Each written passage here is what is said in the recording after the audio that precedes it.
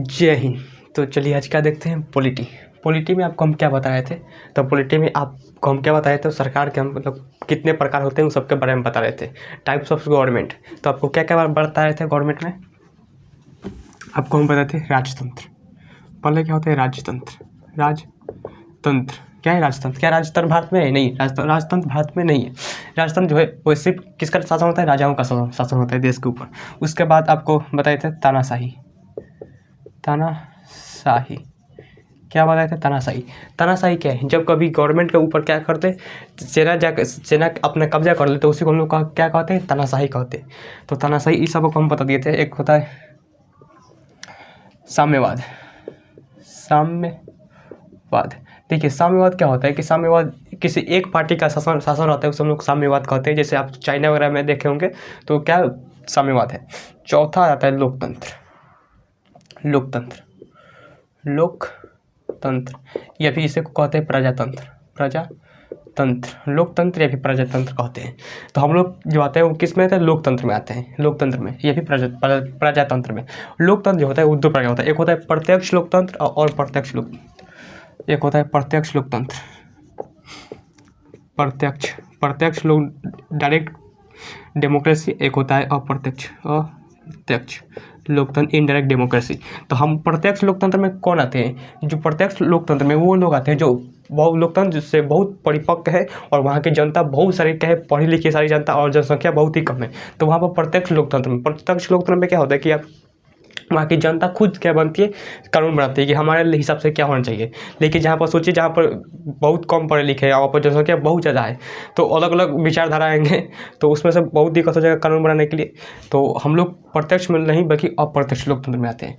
तो इसमें देखेंगे स्विट्जरलैंड की जनसंख्या बहुत ही कम है, उसके बाद जो वहाँ पर पढ़े लिखे लोग ज़्यादा है, जिस वजह से ये प्रत्यक्ष लोकतंत्र में आते हैं। हम लोग आते हैं अप्रत्यक्ष लोकतंत्र में। किस में आते हैं? अप्रत्यक्ष, इनडायरेक्ट डेमोक्रेसी, अप्रत्यक्ष लोकतंत्र। लेकिन ये किस में आते हैं? भारत किस में आते हैं? अप्रत्यक्ष में। भारत अप्रत्यक्ष में आता है। और स्विट्जरलैंड देखेंगे तो ये सब किस में आएगा? अप्रत्यक्ष में। ज़्यादातर लोगों पर जो है अप्रत्यक्ष लोकतंत्र है। अप्रत्यक्ष में क्या होता है कि हम लोग क्या करते हैं, अपने हिसाब से कुछ जनसंख्या के ऊपर अपने हिसाब से एक प्रतिनिधि को तय करते हैं और उस प्रतिनिधि को हम लोग कहाँ भेजते हैं? सरकार में भेजते हैं। तो वही हमारे लिए कानून बनाता है। तो उसमें किस में आते हैं हम लोग? प्रत्यक्ष लोकतंत्र में। और प्रत्यक्ष लोकतंत्र भी दो प्रकार का होता है। एक होता है अध्यात्मक। क्या होता है? अध्यात्मक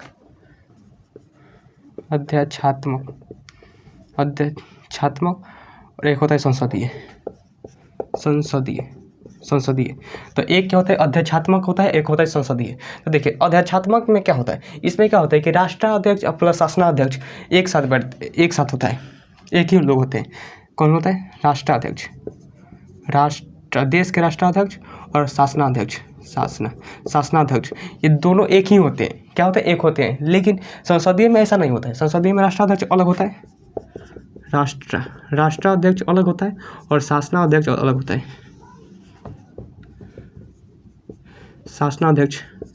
शासनाध्यक्ष क्या होता है? अलग होता है। ये अलग होता है, ये ही अलग होता है। जबकि ये जो राष्ट्राध्यक्ष शासनाध्यक्ष एक ही होते हैं। जैसे अमेरिका में रहेंगे तो राष्ट्राध्यक्ष जो है वो राष्ट्रपति होते हैं और शासनाध्यक्ष भी राष्ट्रपति होते हैं। लेकिन भारत में ऐसा नहीं होता है। भारत में जो है वो संसदीय प्रणाली है। जो कि राष्ट्राध्यक्ष जो होता है वो राष्ट्रपति होते हैं और शासनाध्यक्ष जो है भारत में राष्ट्राध्यक्ष कौन होते हैं? राष्ट्रपति होते हैं। जबकि शासनाध्यक्ष जो होते हैं प्रधानमंत्री होते हैं, PM, प्राइम मिनिस्टर होते हैं। क्या होता है? Prime minister. तो भारत में जो है वो संसदीय लोकतंत्र प्रणाली है और संसदीय लोकतंत्र प्रणाली में राष्ट्राध्यक्ष क्या होते हैं? अलग होते हैं। शासनाध्यक्ष अलग होते हैं। जबकि अमेरिका में देखेंगे USA अमेरिका में देखेंगे तो राष्ट्राध्यक्ष राष्ट्रपति होते हैं, शासनाध्यक्ष भी राष्ट्रपति होते हैं। इसलिए आप भारत में देखे होंगे तो कोई भी शासनाध्यक्ष कोई भी जो है वो मूल्य बढ़ता है या फिर घटता है, या फिर आप देखते होंगे महंगाई बढ़ती है घटती है तो किसको गढ़ जाता है? प्रधानमंत्री को।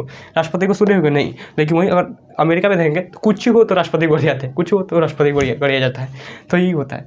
तो शासनाध्यक्ष अलग होता है, राष्ट्राध्यक्ष क्या होता है? अलग होता है। संसदीय प्रणाली में क्या होगा? संसदीय प्रणाली में। अब समझते हैं गणराज्य और लोकतंत्र में क्या परिभाषा है। एक होता है गणराज्य और एक होता है लोकतंत्र। देखिए गणराज्य में क्या होता है, हमारे भारत में लोकतंत्र और गणराज्य दोनों है। देखिए गणराज्य में क्या होता है, जिसका राष्ट्राध्यक्ष का चुनाव हो, राष्ट्राध्यक्ष का चुनाव हो तो वो क्या हो जाएगा? गणराज्य कहलाएगा। और लेकिन जिसमें शासनाध्यक्ष का चुनाव हो, शासनाध्यक्ष का चुनाव हो तो क्या कहलाता है, वो क्या कहलाता है, वो कहलाता है लोकतंत्र। क्या था, लोकतंत्र। लेकिन भारत में दोनों है, राष्ट्राध्यक्ष का भी चुनाव होता है, शासनाध्यक्ष का चुनाव होता है। देखिए, राष्ट्रपति का भी चुनाव होता है और प्रधानमंत्री का भी चुनाव होता है। इसलिए हम लोग आप संविधान की जब क्या संविधान जब आप पढ़ेंगे तो उसमें आप प्रस्तावना पढ़ेंगे संविधान में, तो आपको लिखा होगा कि हम भारत के लोग, भारत एक संपूर्ण प्रभुत्व संपन्न समाजवादी पंथ निरपेक्ष तथा लोकतांत्रिक गणराज्य, लोकतांत्रिक भी है और गणराज्य भी है, लोकतांत्रिक गणराज्य। तो भारत में दोनों है, राष्ट्राध्यक्ष का भी चुनाव होता है और शासनाध्यक्ष का भी चुनाव होता है। तो ये तो आपको कंप्लीटली बता दिए थे। अब देखते हैं लोकतंत्र। अब ये तो हो गया पूरी तरह से लोकतंत्र में आते हैं। अब देखते हैं लोकतंत्र के कई सारे प्रकार होते हैं। तो देखिए, लोकतंत्र के कई सारे प्रकार है। एक होता है लोकतंत्र। क्या देखते हैं, लोकतंत्र के अंग। लोकतंत्र कैसे काम करती है, देखिए लोकतंत्र के 4 अंग होते हैं। आपको पता होगा लोकतंत्र के 4 अंग होते हैं। लोकतंत्र के 4 अंग होते हैं। पहला अंग कौन सा आता है, आपको आएगा विधायिका। देखिए विधायिका क्या होता है, विधायिका इसे इंग्लिश में लेजिस्लेटिव कहते हैं। क्या कहते हैं, लेजिस्लेटिव। देखिए विधायिका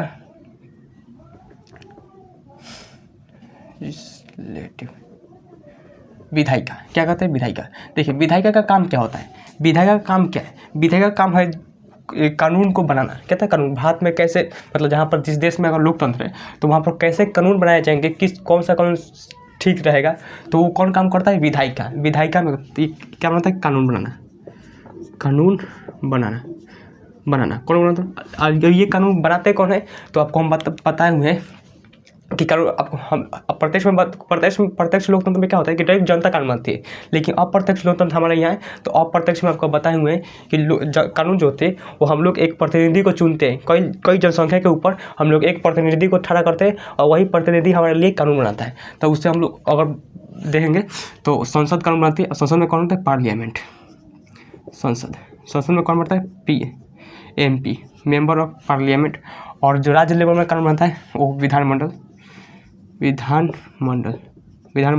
इसमें MLA, member of legislative assembly, MLA होते हैं।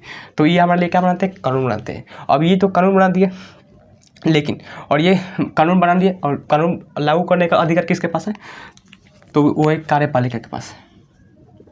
कार्यपालिका क्या है, कार्यपालिका, इसे इंग्लिश में एग्जीक्यूटिव। कार्यपालिका क्या करती है कि जो कानून बना है उस कानून को ठीक से पालन करना। कानून को क्या करना, पालन करना। बने हुए कानून को क्या करना, पालन करना। जो कानून बनाया गया है वो कानून कौन कौन पालन कर रहा है, कौन नहीं कर रहा है, उस देखने का काम कौन करते हैं, कार्यपालिका करती है। और कार्यपालिका में कौन कौन आते हैं, तो आप देखेंगे जितने भी राष्ट्रपति हो गए, प्रधानमंत्री हो गए, सब किस में आएंगे, कार्यपालिका में आएंगे। मंत्रिपरिषद भी किस में आएंगे, कार्यपालिका में। सचिव भी कार्यपालिका में, कर्मचारी भी कार्यपालिका में, अधिकारी भी कार्यपालिका में। तो आपको देखेंगे राष्ट्रपति किस में आएंगे, कार्यपालिका में। राज्यपाल राज्य में कौन होता है, राज्यपाल होते हैं, सब किस में आएंगे, कार्यपालिका में। मंत्रिपरिषद कार्यपालिका में। सचिव, अधिकारी, कर्मचारी, ये सब किस में आएंगे, कार्यपालिका में।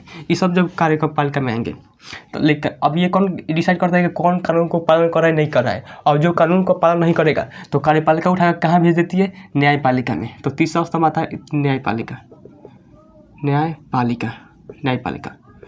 कौन आता है, न्यायपालिका जुडिशरी। न्यायपालिका, अब न्यायपालिका में क्या होते हैं, इसमें कोर्ट आते हैं, सुप्रीम कोर्ट, हाई कोर्ट और डिस्ट्रिक्ट कोर्ट। ये 3 आते हैं, सुप्रीम कोर्ट, हाई कोर्ट और डिस्ट्रिक्ट कोर्ट। अगर कानून कौन बना है, विधायिका कानून बना दिया।